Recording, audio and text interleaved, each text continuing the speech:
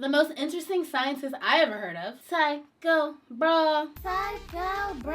Today we're talking about Tycho Brahe, who was born in the 1500s. He was kidnapped at 2 years old by his uncle, but his parents were so chill about it, his uncle just kept him. His uncle wanted him to study law, so he sent him to Germany to do so. But he saw a solar eclipse at 15 and changed his mind because law can't explode in the skies.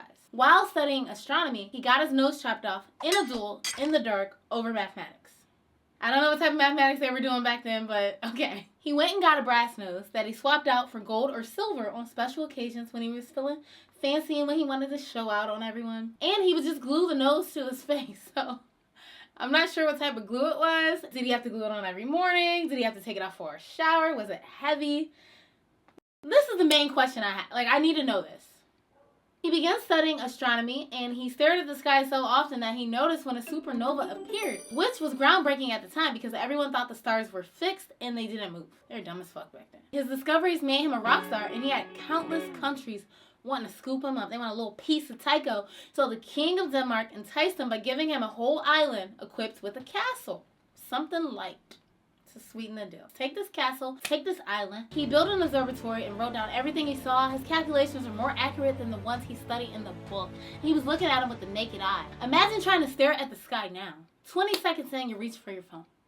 Tycho would never exist in this time period. Super rich, young, swagged out. He was a dresser. Look at this guy. He was known to throw massive parties in his castle island. He also was known to have an alcoholic pet moose who would attend his parties. And he had a dwarf-sized psychic jester to entertain people and predict the future. Because that's what you need at parties. Tycho would make the jester eat under the table. No chair for him. And also, he'd make him roast his guests. So, yeah. The moose was an alcoholic. So, one night, the moose was walking down the stairs to go to another party. He fell down the stairs and never got back up. Eventually, the king of Denmark expired, and his son, who inherited the throne, hated Tycho because his advisors did, and he was young and he was impressionable. Also, it was rumored that Tycho was having an affair with his mom, so boom. Also, Tycho was an alchemist, an herbalist, an astronomer, or astrologer. People thought he was super weird, so they were like, get out of here, weirdo. So he was exiled, but being rich and charming and smart, the king of Prague invited him to be their astronomer, where he met the young Kepler, who was his assistant. Kepler went on to become one of the greatest astronomers, but first, rewind. Tycho was at a party,